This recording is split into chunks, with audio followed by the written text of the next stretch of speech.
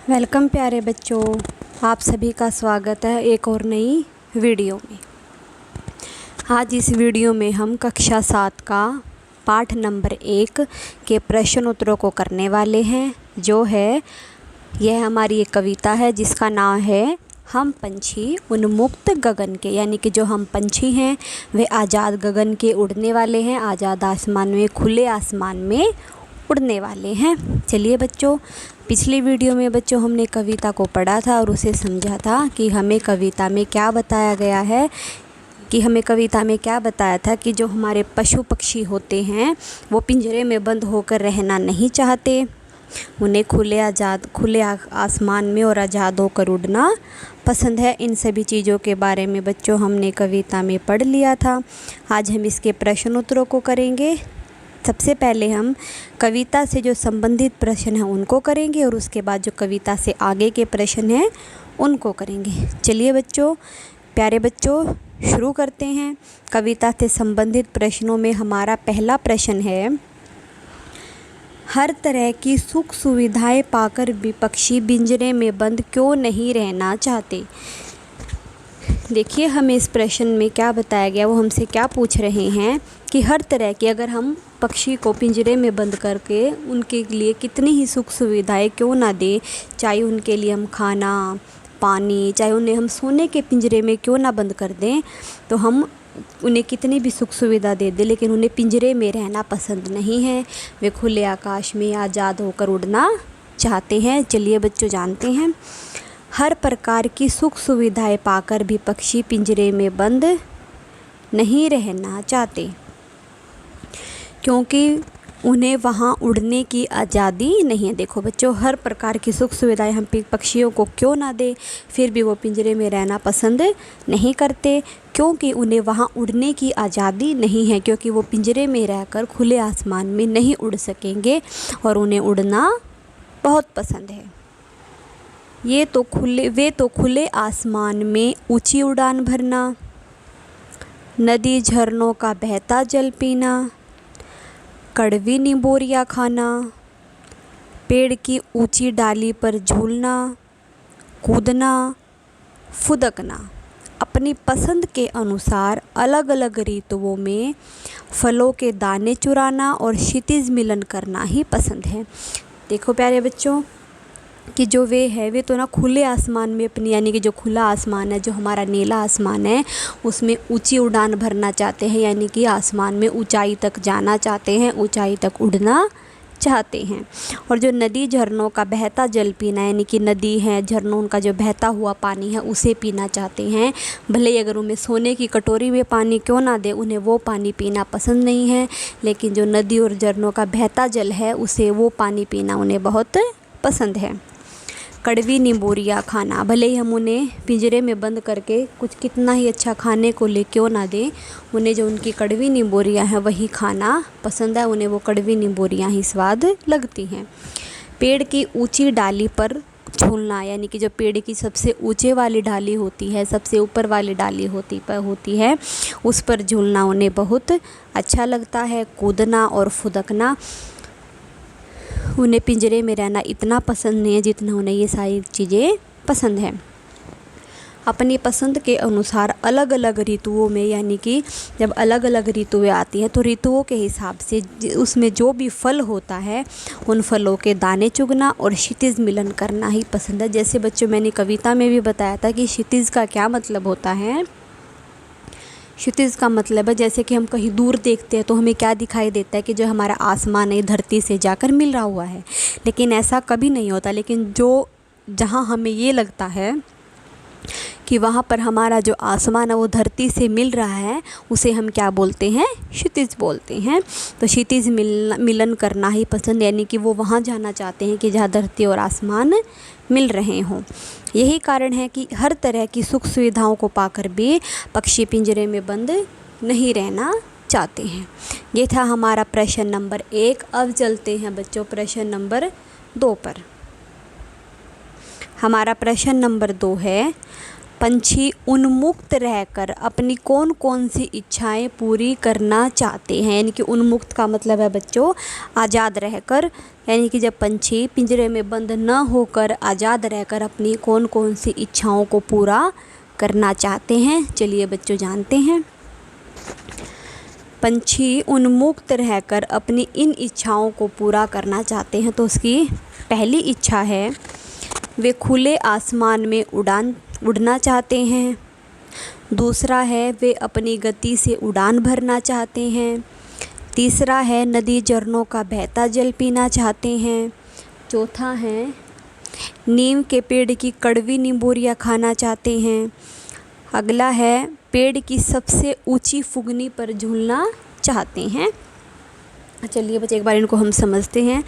पहला क्या था, वे खुले आसमान में उड़ान भरना चाहते हैं, यानी कि वो खुले आसमान में उड़ना चाहते हैं। उड़ान भरने का मतलब है बच्चों उड़ना चाहते हैं, यानी कि जो नीला आकाश है, खुला आकाश है, उसमें वो स्वतंत्र होकर आज़ाद होकर उड़ना चाहते हैं। अगला है वे अपनी गति से उड़ान भरना चाहते हैं, यानी कि वे अपनी गति से यानी कि सबसे ऊंचाई तक जाना चाहते हैं, वो आसमान को छूना चाहते हैं। नदी झरनों का बहता जल पीना चाहते हैं, यानी कि वो नदी और झरनों का जो बहता जल है वो पीना चाहते हैं। उन्हें पिंजरे में बंद रहकर सोने की कटोरी में अगर उन्हें हम पानी देंगे वो भी इतना पसंद नहीं है जितना उन्हें नदी और झरनों का बहता जल पीना पसंद है। नीम के पेड़ की कड़वी नींबोलियाँ उन्हें बहुत पसंद है। जो नीम के पेड़ से कड़वी नींबोलियाँ होती हैं उन्हें वो खाना चाहते हैं। और पेड़ की सबसे ऊंची फुगनी पर झूलना चाहते हैं। देखो बच्चों फुगनी का क्या मतलब है, जैसे मैंने आपको कविता में भी बताया था, जो हमारे पेड़ की सबसे ऊपर वाला हिस्सा होता है, बिल्कुल सबसे ऊपर का, उसे हम क्या बोलते हैं, फुगनी बोलते हैं। यानी कि पेड़ की सबसे ऊपर वाले हिस्से पर, सबसे ऊपर वाले पत्ते पर, सबसे ऊपर वाली डाली पर झूलना चाहते हैं। वे आसमान में ऊंची उड़ान भरकर अनार के दानों रूपी तारों को चुगना चाहते हैं। यानी कि जब अनार होता है ना, उसके ऊपर वो मीठे मीठे दाने होते हैं, उन्हें चुगकर उन्हें खाना चाहते हैं और क्षितिज मिलन करना चाहते हैं। और क्षितिज का जैसे मतलब मैंने बताया था बच्चों, क्षितिज का मतलब क्या होता है, जैसे हम कहीं दूर देखते हैं तो हमें क्या दिखता है कि हमारा जो ये आसमान है धरती से मिला हुआ है। तो जहाँ हमें ये लगता है कि आसमान और धरती मिल रहे हैं, उस हिस्से को हम क्या बोलते हैं, क्षितिज बोलते हैं। और ये था हमारा प्रश्न नंबर 2। अब चलते हैं बच्चों प्रश्न नंबर 3 पर। प्रश्न नंबर 3 है भाव स्पष्ट कीजिए। यानी कि हमें किसका भाव स्पष्ट करना है, या तो क्षितिज मिलन बन जाता या तंती सांसों की डोरी।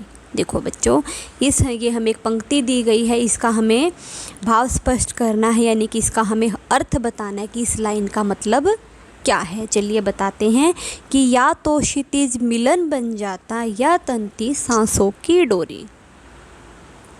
देखो इस पंक्ति में कवि पक्षी के माध्यम से कहना चाहता है कि कवि है वो पक्षी की बात को बताना चाह रहा है।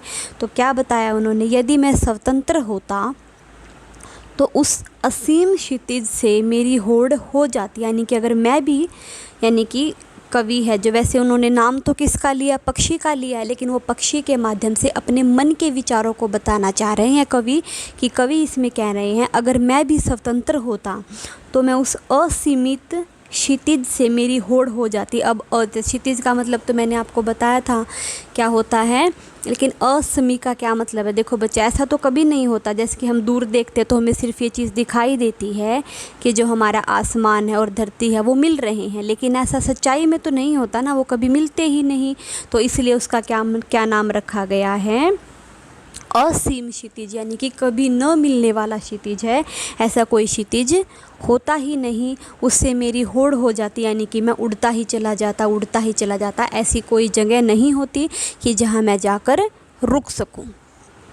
मैं इन छोटे छोटे पंखों से उड़कर या तो उस क्षितिज से मिल जाता या फिर मेरे प्राण हो जाते। यानी कि जो मेरे छोटे छोटे पंख हैं इनसे उड़कर मैं इतनी दूर तक उड़ता चला जाता आज़ाद होकर, या तो मैं क्षितिज से जाकर मिल जाता या फिर तंती सांसों की डोर, यानी कि जो मेरी सांसें हैं वो फूल जाती और मैं थकान हो जाती और इससे शायद मेरे प्राण भी चले जाते। यानी कि मैं मरते दम तक आज़ाद होकर उड़ना चाहता हूँ। ठीक है बच्चों, ये था हमारा प्रश्न नंबर 3 और इसी से हमें कविता से संबंधित हमारे प्रश्न समाप्त होते हैं। अब करेंगे हम कविता से आगे के प्रश्न और उसमें हमारा पहला प्रश्न है, कई लोग पक्षी पालते हैं। कई लोग पक्षी पालते हैं। ये हमें एक वाक्य दिया गया है। इसमें हमारा पहला प्रश्न है, पक्षियों को पालना उचित है या फिर नहीं? अपने विचार लिखो। अगर पक्षियों को पालना उचित है तो भी अपने विचार लिखो। अगर पक्षियों को पालना उचित नहीं है यानी कि पक्षियों को पालना ठीक नहीं है तो उसके बारे में भी आप अपने विचार लिखो। सबसे पहले तो हम ये जानते हैं कि पक्षी पालना उचित है या फिर नहीं है। हमारे दृष्टिकोण से यानी कि हमारी नज़र से, हमारी सोच के हिसाब से पक्षियों को पालना उचित नहीं है। इससे हम उनकी आज़ादी पर रोक लगा देते हैं। देखो बच्चों, अगर हम पक्षियों को पालते हैं तो हम उनको खुले आकाश में थोड़ी छोड़ते हैं। क्या करते हैं? उनको पिंजरे में बंद करके ही तो रखते हैं। तो अगर हम पक्षियों को पालते हैं तो हम क्या करते हैं? उनकी आज़ादी पर रोक लगा देते हैं। वो आज़ाद होकर उड़ नहीं सकते और उनकी इच्छाओं, सपनों और अरमानों पर भी पाबंदी लगाते थे, क्योंकि इनकी इच्छाएं क्या हैं? वो खुले आसमान में उड़ना चाहते हैं। और वो क्या सपने देखते हैं?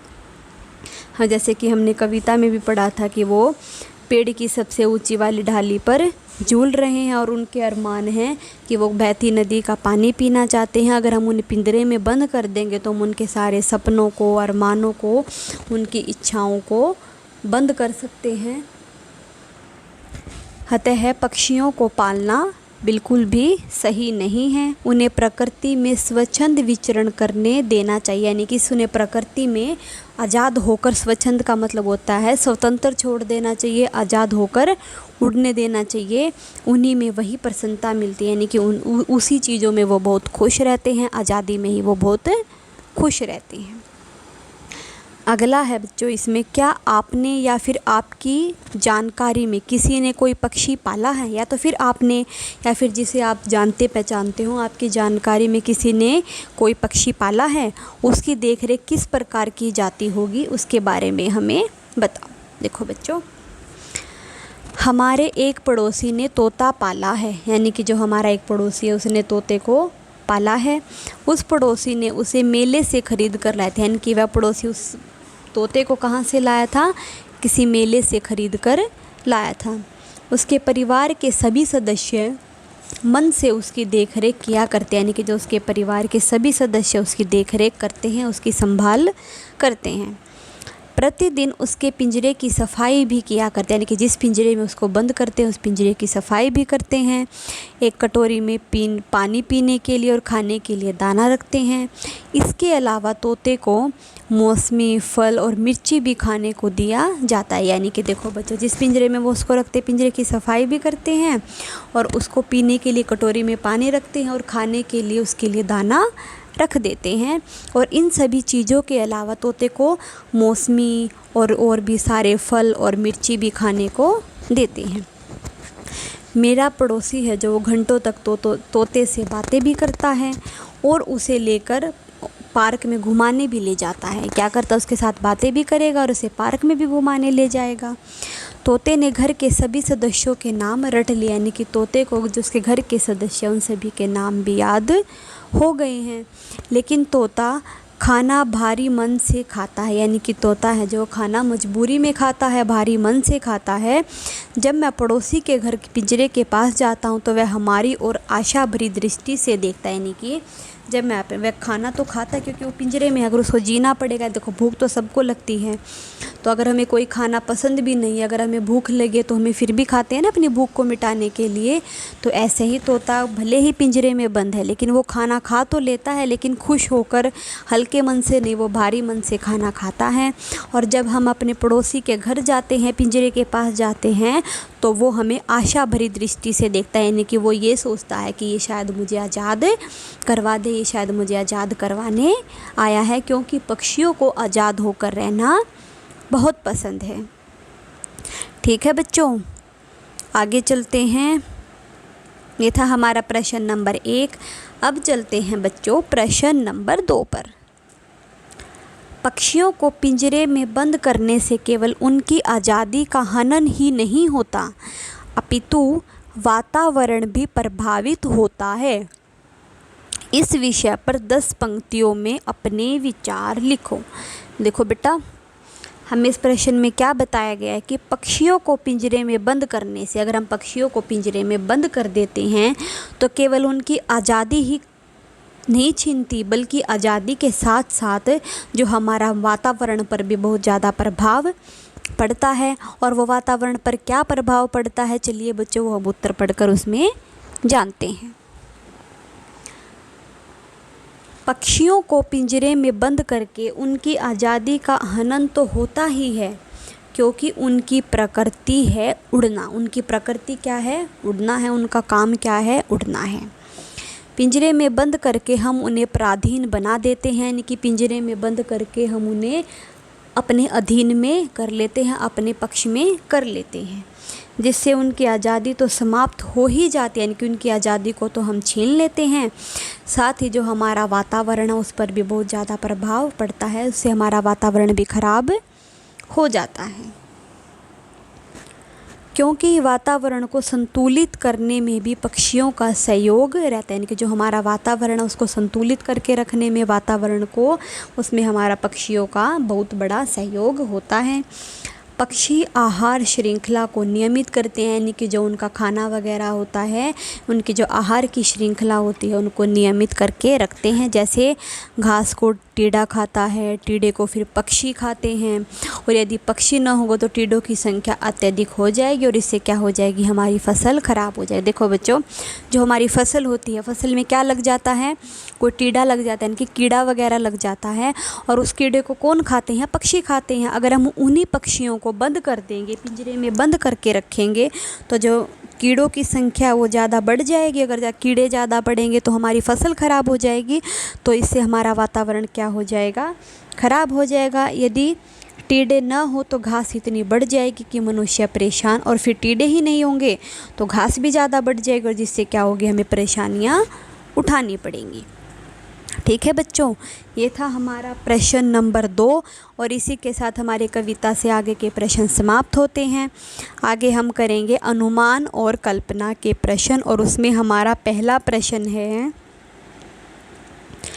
क्या आपको लगता है कि मानव की वर्तमान जीवन शैली और शहरीकरण से जुड़ी योजनाएं पक्षियों के लिए घातक है? पक्षियों से रहित वातावरण में अनेक समस्याएं उत्पन्न हो सकती हैं। इन समस्याओं से बचने के लिए हमें क्या करना चाहिए? उक्त विषय पर वाद विवाद प्रतियोगिता का आयोजन कीजिए। देखो बच्चे, सबसे पहले तो हम प्रश्न को समझते हैं कि वो इसमें हमसे क्या पूछना चाह रहे हैं। क्या आपको लगता है कि जो मानव की वर्तमान जीवन शैली, यानी कि जो हम मनुष्य हैं, जो हम आदमी हैं, जो हमारी वर्तमान की यानी कि इस समय की जो जीवन शैली है, या फिर जो शहरीकरण यानी कि जो शहरों में जो शहरीकरण की जीवन शैली है, उसकी योजनाएं जो पक्षियों के लिए हानिकारक है? पक्षियों से रहित वातावरण में अनेक उत्पन्न हो सकती हैं, यानी कि पक्षियों का जो रहन सहन है, उनका जो वातावरण है, उसमें समस्याएं आ सकती हैं। और इन समस्याओं से बचने के लिए हमें क्या करना चाहिए? उन बातों पर आपको वाद विवाद यानी कि अपने विचारों को रखो और हमें बताओ। चलिए बच्चों, जानते हैं।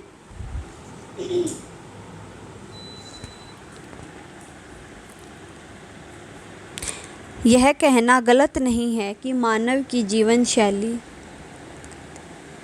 यह कहना गलत नहीं है, यानी कि ये बात बिल्कुल भी गलत नहीं है।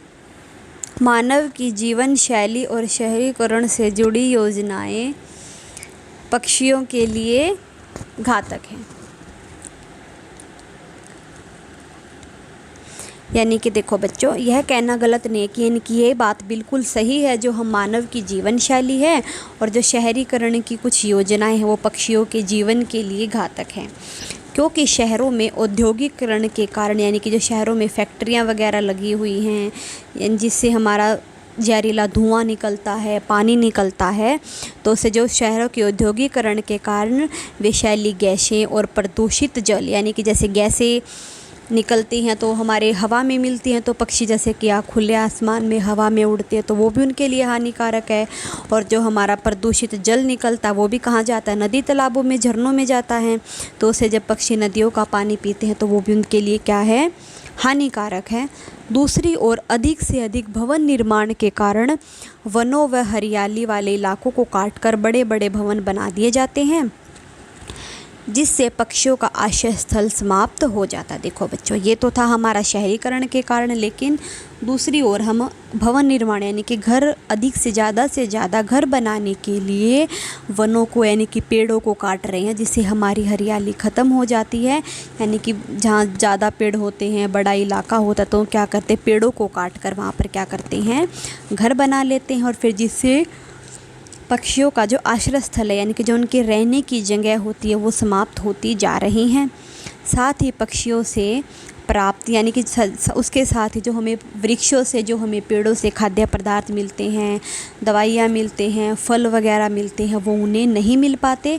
और ऐसा होने पर उन्हें बहुत मुश्किलों का सामना करना पड़ता है। ठीक है बच्चों, एक बार फिर करते हैं रिवाइज़ कि यह बिल्कुल सही है कि जो आज के समय में हमारी जीवन शैली है या फिर जो शहरों में शहरीकरण है यानी कि जो शहरों में प्रतिक्रियाएं हो रही हैं, उनसे पक्षियों के जीवन पर बहुत ज़्यादा प्रभाव पड़ रहा है। क्योंकि शहरों में बच्चों औद्योगिकरण के कारण यानी कि फैक्ट्रियाँ वगैरह लगने के कारण उनसे जो जहरीला धुआं निकलता है वो तो हवा में मिलता है, और जब पक्षी हवा में उड़ते हैं तो उनसे वो भी उनके लिए हानिकारक है। और जो प्रदूषित जल निकलता है वो कहाँ जाता है, नदियों में ही जाता है ना बच्चों। तो उससे जब पक्षी नदी का पानी पिएंगे तो वो पानी भी उनके लिए हानिकारक है। दूसरी ओर कहाँ रहते हैं पशु पक्षी, पेड़ पौधों पर रहते हैं ना, जहाँ हरे भरे पेड़ पौधे होते हैं, जंगल होते हैं। लेकिन हम घर बनाने के लिए, भवनों का निर्माण करने के लिए जो हरियाली भरे पेड़ पौधे होते हैं उन्हें काट कर वहाँ अपने घर बना लेते हैं, और जिससे पक्षियों के जो रहने की जगह होती है वो ख़त्म होती जा रही है। और साथ ही जो पेड़ों से, वृक्षों से हमें खाद्य पदार्थ, दवाइयाँ, फल, सब्जियाँ वगैरह उनको मिलती हैं, वह पक्षियों को मिलती है, वो भी उनके लिए समाप्त होती जा रही हैं।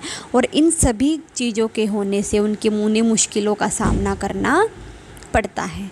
अनुमान और कल्पना के प्रश्नों में बच्चों ये था हमारा पहला प्रश्न। आगे एक बार फिर आगे भी है ये, पक्षियों से रहित वातावरण में आहार श्रृंखला प्रभावित हो जाती है और वातावरण संतुलित नहीं रहेगा। इसके लिए हमें अधिक से अधिक वृक्ष लगाने चाहिए। यानी कि पक्षियों से रहित वातावरण यानी कि जब पक्षी ही नहीं रहेंगे, उनसे जो उनके पक्षियों के बिना जो वातावरण होगा उससे जो हमारी आहार श्रृंखला क्या है वो उसमें ज़्यादा प्रभाव पड़ेगा, और जो हमारा पर्यावरण है वो संतुलन नहीं रह पाएगा। और इसके लिए हमें क्या करना चाहिए, अधिक से अधिक यानी कि ज़्यादा से ज़्यादा पेड़ लगाने चाहिए और बाग बगीचों का निर्माण करना चाहिए। फैक्ट्रियों को भी शहरों से दूर ही लगाकर धुएं व प्रदूषित जल हेतु यानी कि जल का और धुएं को सुरक्षित जगह के लिए उचित प्रबंध करना चाहिए। नोट, इन्हीं विचारों के आधार में वाद विवाद कीजिए। ठीक है बच्चों, ये था हमारा प्रश्न नंबर 1। अब चलते हैं हम प्रश्न नंबर 2 पर।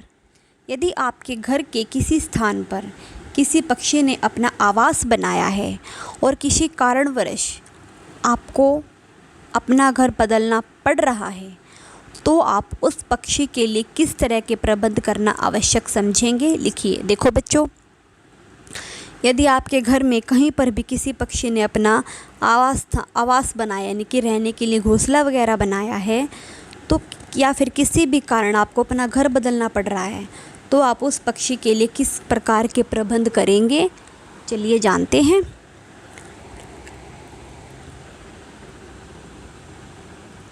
यदि हमारे घर में किसी पक्षी ने अपना घोंसला बनाया हो, अगर हमारे घर में किसी पक्षी ने अपना घोंसला बना लिया है, अगर किसी भी कारणवश अगर हमें अपना घर बदलना पड़ रहा है, तो हम प्रयास करेंगे कि जब तक घोंसलों में रखे अंडों से बच्चे न निकल जाएं, पक्षी उन्हें उड़ना न सिखा ले, तब तक घोंसले को न छेड़ा जाए, यानी कि जब तक अगर घोंसले में जो बेटा पक्षियों ने अंडे दे रखे हैं ना, उन अंडे से बच्चे न निकल जाएं और तब तक वो बच्चे उड़ना न सीख लें तो हम घोंसले को नहीं छेड़ेंगे। और यदि फिर भी घर छोड़ना अनिवार्य है, यानी कि अगर हमें घर छोड़ना ज़्यादा ज़रूरी है, तो उस घर में आने वाला जो भी नया परिवार होगा उसको अनुरोध करेंगे, यानी कि उसको बताएंगे कि वो घोंसले को यथावत रहने, यानी कि घोंसले को ऐसे ही रहने दे, ना तो छेड़े तथा वो और उसका ध्यान रखें। ठीक है बच्चों, ये था हमारा प्रश्न नंबर 2 और इसके साथ हमारे अनुमान और कल्पना के प्रश्न समाप्त होते हैं। आगे है हमारी भाषा के बाद के प्रश्न उत्तर और उसमें हमारा पहला प्रश्न है, स्वर्ण श्रृंखला और लाल किरण सी। स्वर्ण श्रृंखला और लाल किरण सी में रेखांकित शब्द गुणवाचक विशेषण है। कौन सा विशेषण है इसमें? गुणवाचक विशेषण है। कविता से ढूंढकर इस प्रकार के 3 और उदाहरण लिखो। सबसे पहले तो हम ये जानेंगे बच्चों कि गुणवाचक विशेषण कैसे हैं। देखो, श्रृंखला, अब श्रृंखला तो अलग अलग प्रकार की होती है। श्रृंखला जैसे कि मैंने आपको कविता में भी बताया था क्या होती है, यानी कि कोई भी पिंजरा होता है, उसके आगे जो लोहे की वो तारें लगी होती है ना, जैसे जेल होता है, जेल के आगे वो लोहे का गेट लगा होता है, यानी कि कोई भी ऐसी श्रृंखला होती है जिसके बीच हम किसी को कैद कर देते हैं, किसी को बंद कर देते हैं, तो उसको हम क्या बोलते हैं? श्रृंखला। लेकिन इसमें बच्चों देखो, जिस श्रृंखला की बात की गई उसमें ऐसा क्या है कि जब हमने उस श्रृंखला की बात की है कि वो कैसी है, वो स्वर्ण की है, स्वर्ण श्रृंखला। तो उसकी क्या विशेषता है कि उसमें कैसा क्या गुण है कि हमने उस श्रृंखला की बात की गई, क्योंकि वो सोने की है, सोने की श्रृंखला, तो इसलिए वो क्या हो गया? गुणवाचक विशेषण हो गया, क्योंकि श्रृंखला का वो एक गुण है कि वो सोने की है। ऐसे ही लाल किरण, अब किरण कैसी है? लाल है। ऐसे ही हमें 3 और उदाहरण कविता से ढूंढकर लिखने हैं। चलिए बच्चों जानते हैं। सबसे पहले आ जाएगा हमारा कनक तिलियाँ। अब देखो, कनक का मतलब भी क्या होता है? तिलियाँ। अब वो तिलियाँ तो हो सकती हैं, बहुत सारी होती हैं, अलग अलग प्रकार की तिलियाँ होती हैं, लेकिन ये तिलियाँ कैसी हैं? कनक की हैं, यानी कि सोने की हैं। अगला है बच्चों कुटक निबोरी। निबोरी होते हैं यानी कि जो नीम के पेड़ से निकलती हैं, तो वो कैसी हैं? कड़वी हैं। तो वो निबोरिया में, उस निबोरियों में क्या गुण है कि वो कैसी हैं? कड़वी हैं।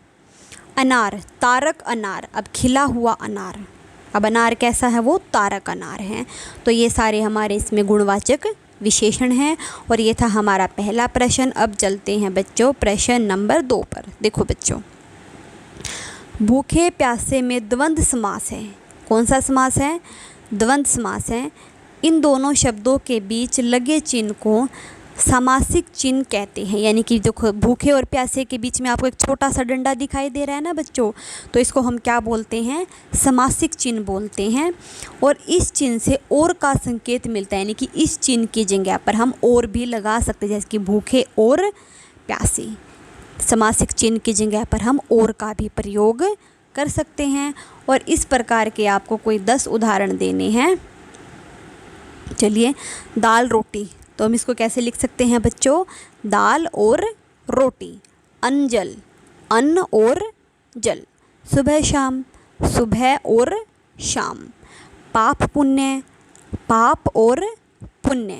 राम लक्ष्मण, राम और लक्ष्मण। सुख दुख, सुख और दुख। तन मन, तन और मन। दिन रात, दिन और रात। दूध दही, दूध और दही। कच्चा पक्का, कच्चा और पक्का। ऐसे बच्चों बहुत सारे शब्द होंगे, बहुत सारे होते हैं जिनमें हम द्वंद्व, उसमें सामाहिक समास की सामाहिक चिन्ह की जगह और का प्रयोग कर सकते हैं। ठीक है बच्चों। अन्य पाठ्येतर हैं हल प्रश्न, यानी कि अब हमारे हल वाले प्रश्न हैं। चलिए, बहुविकल्पी प्रश्न है, इनको हम पढ़ते हैं। हम पंछी उन्मुक्त गगन के।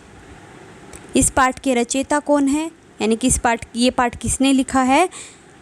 शिवमंगल सिंह सुमन ने। शिवमंगल सिंह सुमन ने। पक्षी कहाँ का जल पीना पसंद करते हैं? नल का, वर्ष का, नदी झरनों का, या पिंजरे में रखी कटोरी का?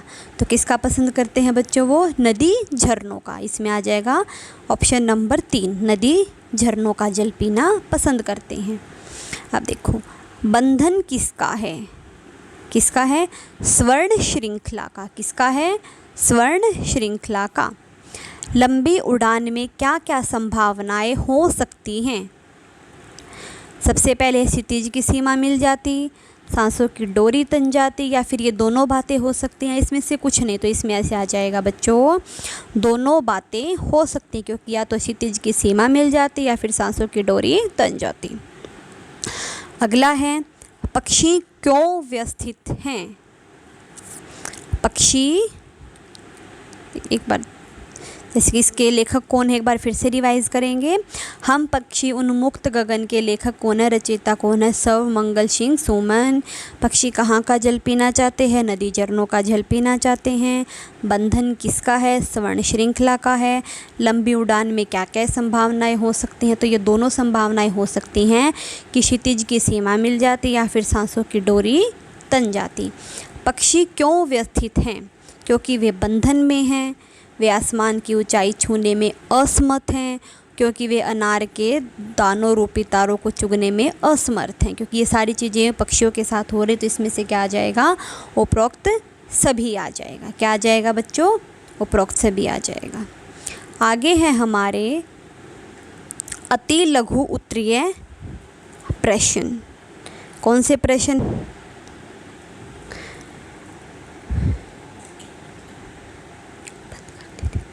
इस कविता तथा कवि का नाम लिखो। अति लघु उत्तरीय प्रश्न बच्चों, उसमें हमारा पहला प्रश्न है, इस कविता या फिर कवि का नाम लिखो। चलिए, इस कविता का नाम तो क्या है? हम पंछी उन्मुक्त गगन के, यानी कि हम पंछी आज़ाद गगन के हैं। और इस कवि का नाम क्या है? शिवमंगल सिंह सुमन। अगला प्रश्न है, पक्षी कैसा जीवन जीना चाहते हैं? कैसा जीवन जीना चाहते हैं? पक्षी स्वतंत्र जीवन जीना चाहते हैं।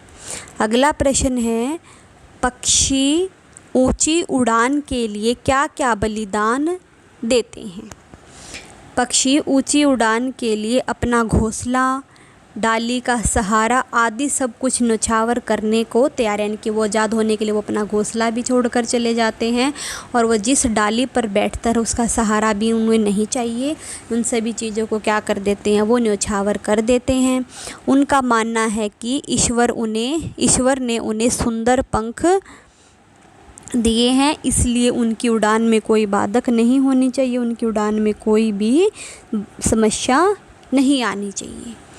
अगला प्रश्न है, अपनी किन इच्छाओं को पूरा करने के लिए पिंजरे से आज़ाद होने के लिए व्याकुल है? यानी कि अपनी किन इच्छाओं को पूरा करने के लिए वो पिंजरे से आज़ाद होने के लिए व्याकुल है, आज़ाद होना चाहते हैं। पक्षी नदी झरनों का बहता जल पीने के लिए, और तेज़ गति से खुले आसमान में उड़ान भरने के लिए, और आसमान की सीमा को छूने के लिए, पेड़ की सबसे ऊपर वाली डाली पर झूलने के लिए, नीम की कड़वी निम्बोरियाँ खाने के लिए, और अनार के दानों को चुगने के लिए पिंजरे से निकलने के लिए व्याकुल होते हैं। ठीक है बच्चों, आगे है हमारे लघु उत्तरीय प्रश्न, और उसमें हमारा पहला प्रश्न है, पिंजरे में पक्षियों को क्या क्या कष्ट हैं? चलिए जानते हैं। अगर हम पिंजरे में पक्षियों को बंद कर देते हैं तो उन्हें किन किन कष्टों का सामना करना पड़ता है, किन किन समस्याओं का सामना करना पड़ता है, तो चलिए बच्चों जानते हैं। पक्षियों का सपना है, पिंजरे में पक्षी खुले आसमान में उड़ान नहीं भर सकते। यदि हम पक्षियों को पिंजरे में बंद कर देंगे तो वे उड़ नहीं पाएंगे, और जो नदी झरनों का बहता जल पीते हैं वो भी नहीं पी पाएंगे। कड़वी जो नीम की कड़वी नींबोरियाँ खाते हैं वो भी नहीं खा पाएंगे, फुदक भी नहीं सकेंगे, और अपने पंखों को फैला भी नहीं सकते, और अनार रूपी जो दाने हैं उन्हें भी वो नहीं खा सकते। इसके अतिरिक्त इन सभी के अलावा पिंजरे में पक्षियों को वह वातावरण नहीं मिलता जिन्हें वो आज़ादी में, यानी कि खुले आकाश में उड़ने को मिलता है। ठीक है बच्चों, अगला प्रश्न है, पक्षियों के सपने और अरमान क्या हैं, यानी कि पक्षियों के क्या सपने हैं और क्या अरमान है। चलिए बच्चों जानते हैं। पक्षियों का सपना है कि वह वृक्ष की सबसे ऊंची फुगनी पर बैठकर झूला झूले। उनका अरमान है कि वे नीले आसमान में दूर दूर तक उड़ते हुए आकाश की सीमा तक पहुंच जाएं। इस कोशिश में क्षितिज से मुकाबला करते हुए उनकी अंतिम डोर टूट निकले और अपने प्राण त्याग दे। देखो बच्चों, उनके क्या सपने हैं और क्या अरमान है कि पक्षियों का सपना है कि वह वृक्ष की सबसे ऊंची फुगनी पर बैठकर झूला झूले, यानी कि जो पेड़ है उसके जो सबसे ऊपर वाला हिस्सा होता है, जो सबसे ऊपर वाली टहनी है या फिर सबसे ऊपर वाला पत्ता है, उस पर बैठकर वो झूलना चाहते हैं। और अरमान है कि वे नीले आसमान में दूर दूर तक उड़ान भरें, यानी कि ऊंचाई तक जाएं और दूर दूर तक उड़ें। और जो आसमान की सीमा, यानी कि वो इतनी ऊंचाई तक उड़ना चाहते हैं कि वो आसमान को छूना चाहते हैं। और इस कोशिश में क्षितिज से मुकाबला करते हुए, यानी कि वो इस कोशिश में लगे रहते हैं कि वो क्षितिज से मुकाबला कर सके, यानी कि क्षितिज से जाकर मिल सके। और ये उसी इच्छा में उनकी वो ये चाहते हैं कि हम इतना उड़ते रहें कि जिसी से हम अपने प्राण को त्याग दें, यानी कि वो मरते दम तक खुले आकाश में उड़ना चाहते हैं। ठीक है बच्चों, अगला प्रश्न है, पक्षी मनुष्यों से क्या चाहते हैं। पक्षी मनुष्यों से क्या चाहते हैं। पक्षी मनुष्यों से चाहते हैं कि उसे स्वतंत्र होकर उड़ान भरने दें, यानी कि उन्हें आज़ाद होकर उड़ान भरने दें। वह इसके बदले अपना घोंसला और टहनी का आश्रय भी देने को त्याग दें, यानी कि वो भले उन्हें घोंसला नहीं दे और कोई पेड़ की टहनी भी ना दें, लेकिन उन्हें आज़ादी तो ज़रूर दें। वे हम लोगों से यह प्रार्थना करते हैं कि इन्हें ईश्वर ने जब उड़ने के लिए पंख दिए हैं तो मानव उनकी उड़ान में विघ्न न डाले, यानी कि जब भगवान ने हमें उड़ने के लिए पंख दे दिए हैं तो मनुष्य हमें उड़ने में पाबंदी क्यों लगा देते हैं, हमें उड़ने क्यों नहीं देते। मानव उनकी उड़ान में विघ्न न डाले, कोई भी बाधा न डाले और उन्हें स्वतंत्र होकर आज़ाद होकर उड़ने दे। अगला प्रश्न है बच्चों, यह कविता हमें किस बात के लिए प्रेरित करती है। चलिए जानते हैं कि जो यह कविता है वह हमें किस बात के लिए प्रेरित करती है। यह कविता हमें इस बात के लिए प्रेरित करती है, बंधन में रखकर हमें कितनी भी सुविधाएं क्यों न दी जाए, यानी कि पिंजरे में रखकर हमें बंद करके कितनी ही भी सुविधाएं क्यों न दी जाए, स्वतंत्र जीवन में ही हम अपनी इच्छाओं से सभी काम कर सकते हैं। यानी कि स्वतंत्र जीवन, यानी कि अगर हमें आज़ाद होकर उड़ने दो, हमें आज़ादी का जीवन दो, तो हम अपनी सभी इच्छाओं को पूरा कर सकते हैं। जबकि पराधीनता में दूसरों की इच्छाओं को मानना पड़ता है, यानी कि जबकि कैद होकर आज़ादी न मिलने पर हमें दूसरे की इच्छाओं को मानना पड़ता है। यानी कि अगर पिंजरे में बंद हो जाएंगे तो जैसा हमें पिंजरे में बंद करेगा तो हमें उसी के हिसाब से रहना पड़ता है। ठीक है बच्चों, ये थे हमारे लघु उत्तरीय प्रश्न। अब आते हैं दीर्घ उत्तरीय प्रश्न।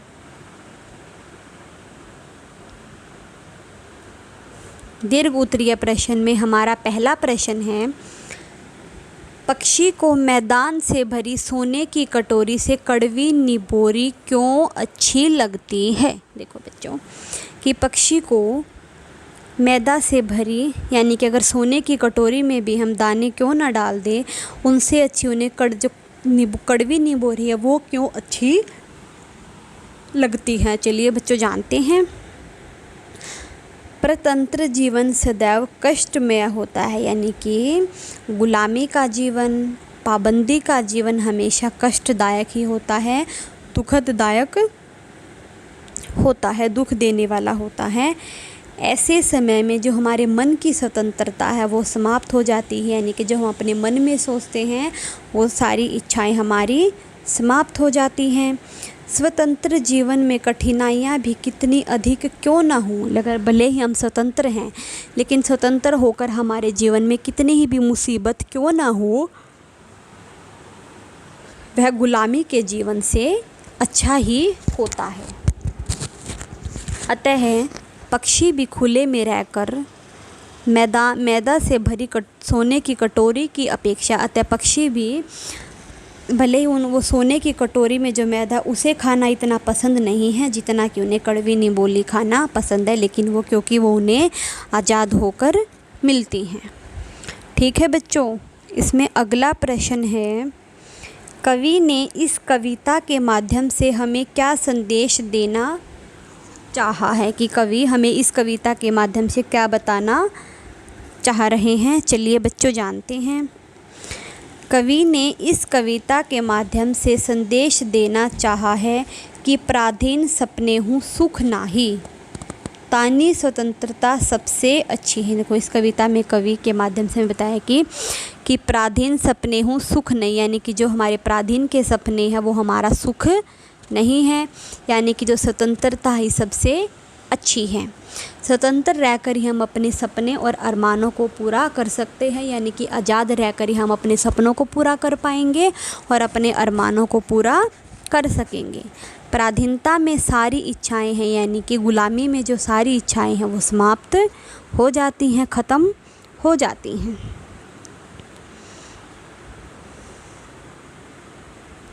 पराधीन रहने में हमें मूलभूत आवश्यकताओं के लिए भी दूसरों पर निर्भर होना पड़ता है, यानी कि गुलाम होकर जो हमारी अपनी आवश्यकताएं हैं, हमारी जो ज़रूरत की चीज़ें हैं उनके लिए भी हमें दूसरों पर निर्भर होना पड़ता है।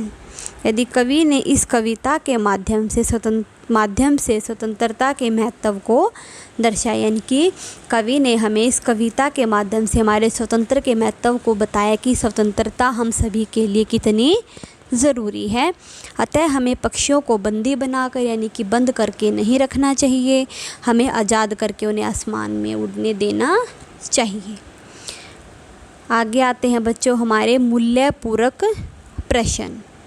स्वतंत्रता के महत्व को लिखो, यानी कि स्वतंत्रता हमारे लिए कितनी ज़रूरी है, उसका क्या महत्व है, उसके बारे में लिखो।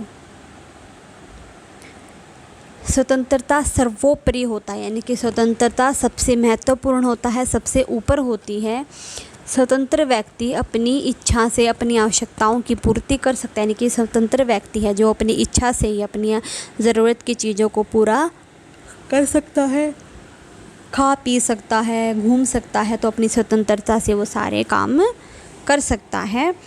कहीं घूम फिर भी सकता है, अपने विचारों को भी कह सकता है, बोल भी सकता है, सुन भी सकता है। स्वतंत्रता के माध्यम से ही हम सारे कामों को कर सकते हैं। जो गुलामी का जीवन है वो तो हमेशा कष्टमयी होता है, दुखदायक ही होता है। हमें अंग्रेज़ों ने 200 वर्ष तक गुलाम बनाकर रखा, और जिस समय में हमें बहुत सारी यातना यानी कि समस्याएं, मुसीबतों का सामना करना पड़ा। हमें काफ़ी संघर्ष के बाद, यानी कि बहुत कोशिशों के बाद, संघर्ष करने के बाद आज़ादी मिली है। अतः स्वतंत्रता को संभाल कर रखना हम सभी का दायित्व है, यानी कि स्वतंत्रता को संभाल कर रखना हम सभी का फ़र्ज है। इसी प्रकार की स्वतंत्रता पक्षियों पर भी लागू होती है। पक्षियों को भी हक है कि वो अपने जीवन को स्वतंत्र होकर जिएं। उन्हें हम पिंजरे में बंद करके हमें नहीं रखना चाहिए, वो भी स्वतंत्र होकर, आज़ाद होकर जीना चाहती हैं। ठीक है बच्चों, इसी के साथ ये हमारा पाठ यहाँ पर समाप्त होता है। अगली वीडियो में हम अगले पाठ को पढ़ने वाले हैं। किसी बच्चे को कोई भी प्रॉब्लम है, कोई भी टॉपिक क्लियर नहीं है, वो मुझे कमेंट करके बता सकता है, ताकि हम उन्हें अगली क्लास में पढ़ सकें, ताकि बच्चों को अच्छे से समझ में आ जाए। आज की वीडियो के लिए इतना ही। धन्यवाद। आपका दिन मंगलमय हो।